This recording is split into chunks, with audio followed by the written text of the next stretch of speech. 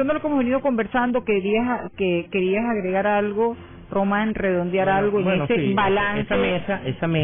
Esa economía que yo la llevé la analogía a una mesa. Repito, la primera pata para mí está quebrada, que es la pata del endeudamiento. Ha crecido grotescamente el endeudamiento en Venezuela en estos últimos 14 años. La segunda pata de la mesa es el crecimiento económico. Estamos entre los países de menor crecimiento económico, entre los países petroleros con el menor crecimiento económico en estos últimos 14 años, a pesar del boom de precios, y entre el país que menos ha crecido en América Latina también.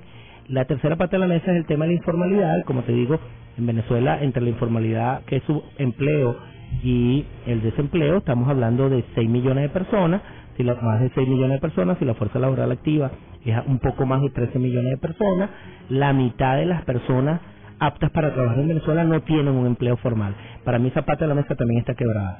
Y la última pata de la mesa es lo que tiene que ver con la tasa de inflación. La inflación trae devaluación, es decir, si hay inflación, nuestra moneda, que es el bolívar, cada día vale menos. Y el salario que usted recibe o el ingreso que usted recibe por su trabajo, cada día compra menos. El poder adquisitivo se erosiona. Venezuela está entre los 3 países con la inflación más alta en el mundo, después del Congo y de Bielorrusia. Venezuela está entre los países con la inflación más alta en el mundo, y en América Latina es el país que registra la mayor tasa de inflación. Y repito, ¿qué es la inflación? No es más que el deterioro o la desvalorización del poder de compra o del poder adquisitivo de lo que usted gana. Entonces la inflación aumenta las brechas sociales. ¿Cómo es posible que Venezuela el año pasado haya tenido una inflación casi del 28%, cuando, por ejemplo, otros pares latinoamericanos como Uruguay tuvo una inflación del 8%, Perú 4% de inflación, México 3% de inflación, Honduras 5% de inflación el año pasado, sí. El Salvador 5% de inflación, Chile 4% de inflación, Colombia está aquí al lado, uno de nuestros principales socios comerciales, 3% de inflación en el año 2011, cuando Venezuela tuvo 28% de inflación. Entonces esa pata de la mesa también está rota a nivel económico. Es un fracaso la política monetaria y la política. No hay política antiinflacionaria en Venezuela. El Banco Central de Venezuela es el único banco central en el mundo que no tiene una política antiinflacionaria. La indisciplina monetaria y la indisciplina fiscal en Venezuela es la causa del desequilibrio de la alta inflación que registra el país. Y repito, la alta inflación lo que hace es robarle a usted la calidad de vida, porque cada día sus ingresos alcanzan para comprar menos y para tener un mejor nivel de vida. Producción e importación. ¿Cuánto se está produciendo en Venezuela? ¿Cuánto se está importando? Bueno, ese es otro punto dantesco, pues. En Venezuela, y esta era una cifra que a mí me alarmaba mucho, por allá por el año 1998-99, importábamos entre un 40 a un 45% de los bienes de consumo que el venezolano consumía, y era una cifra altísima. Hoy en día nos hemos convertido en una economía netamente exportadora.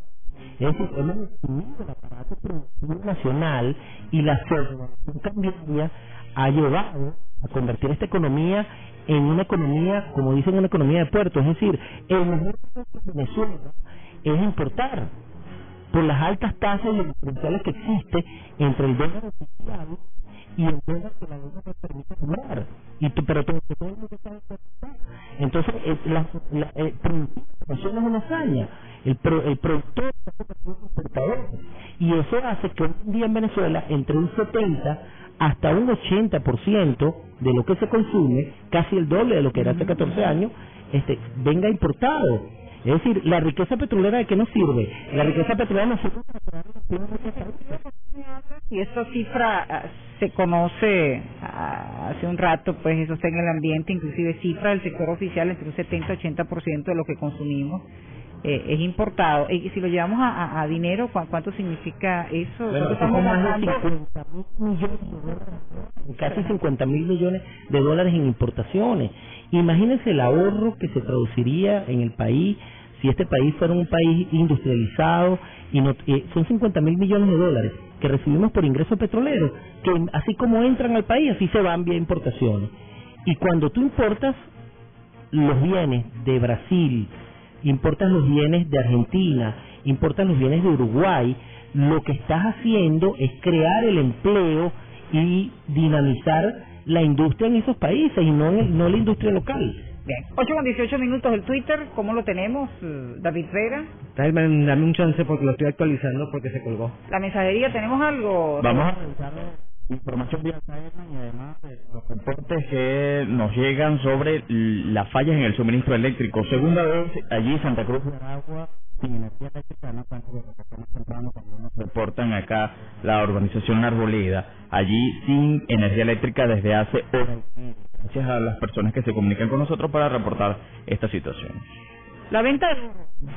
¿Qué visión tiene? Bueno, otra cosa que me preocupa tremendamente y tiene que ver con el tema de la opacidad fiscal.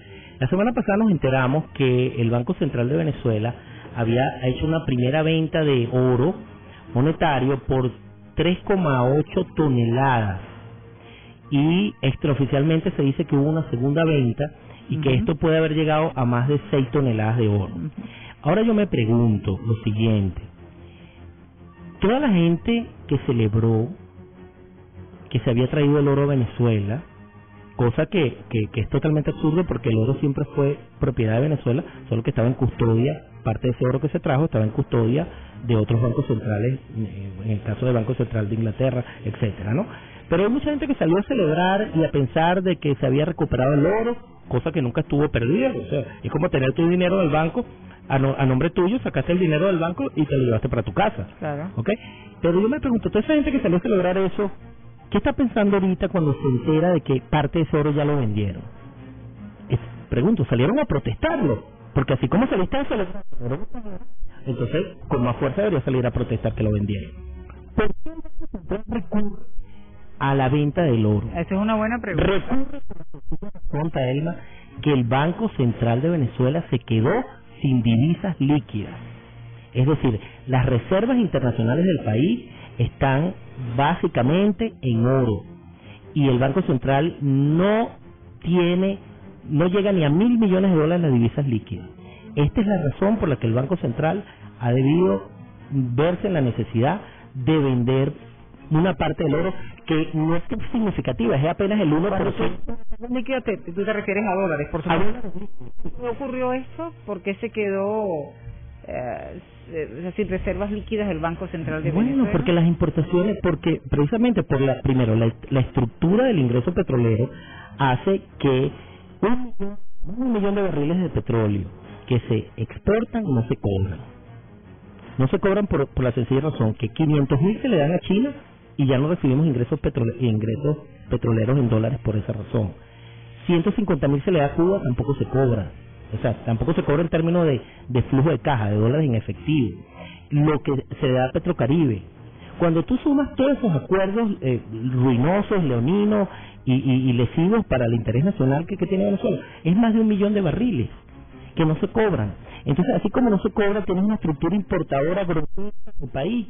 Entonces, estamos en una situación de desbalance fiscal muy grande. El déficit fiscal es casi 15%, según algunas bancas de inversión y firmas respetables como habla de casi 15% de déficit fiscal. Entonces, estamos hablando de que un país petrolero, que la mitad de su factura petrolera no la cobra, porque están en acuerdos, repito, en mi opinión, a mi criterio, ruinosos, lesivos, contrarios al interés nacional.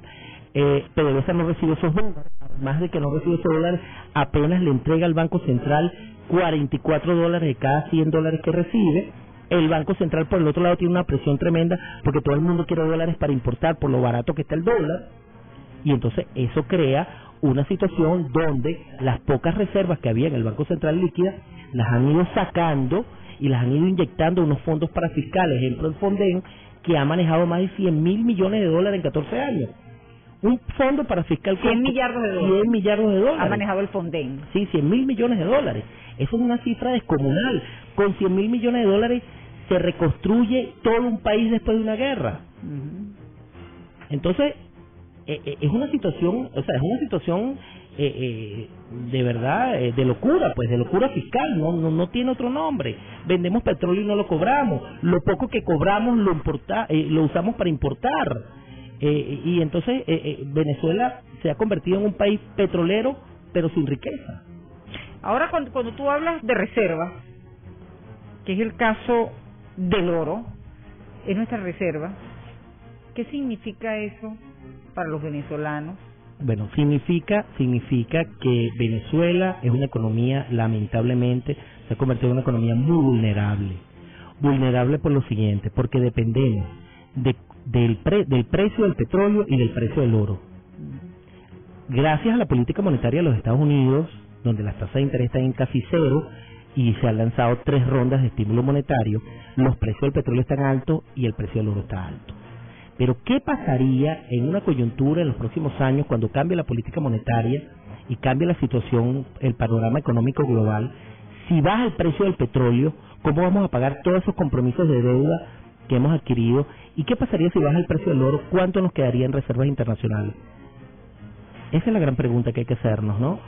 Todavía esa situación no se ha dado, pero tenemos una economía muy vulnerable, tenemos una economía que depende no de la producción, no de las exportaciones no petroleras, no de las exportaciones no tradicionales, sino depende básicamente de 2 commodities, de 2 materias primas, como es el petróleo, una materia energética como el petróleo, y un metal precioso como es el precio del oro. Bien, 8:24, ¿te podría hacer un poquito después de las 8:30 o estás muy complicado? Bueno, aquí había traído unos índices como para cerrar todo esto, y que no se quede solo en mi opinión, sino unos índices internacionales para ver cómo está Venezuela en el contexto internacional. No sé si quieres verlo ahorita o lo... Yo te quisiera hacer, aparte de esos índices, vamos a revisar un poco la mensajería, un poco el Twitter, vamos a la publicidad y a la vuelta. Román, te voy a hacer una pregunta que no sé si la quieres responder, ¿no? La invitación al programa de hoy es fundamentalmente para revisar un poco, pues, estos 13 años y medio en materia económica, en tu caso como economista, pues, ¿no? Como un estudioso de la materia. Ya más adelante, el año se fue muy rápido, a millón, pues, me imagino que es por todo esto de la campaña electoral. Parece mentira, pero es el 1 de octubre. En otro momento estaríamos pensando en las hallacas ya, ¿no? Y en la gaita. En este momento estamos pensando en el 7 de octubre, el domingo. Más adelante, después del 7, seguramente te extenderemos una invitación para hablar un poco sobre las perspectivas económicas del año 2013, ¿ah? Pero a las puertas del 7 de octubre te repito, si lo quieres responder bien y si no lo entendería, ¿eh? ¿Qué escenarios manejas tú después del 7 de octubre en materia económica? ¿Qué pudiera pasar si es reelecto el presidente Chávez? ¿Y qué pudiera pasar si hay un cambio en el país? Es decir, los venezolanos toman la opción o votan por la opción de Enrique Capriles Adolfo. Yo te lo dejo allí, tú lo piensas y a la vuelta me dices, ¿se parecen? Correcto. Vale. 8:26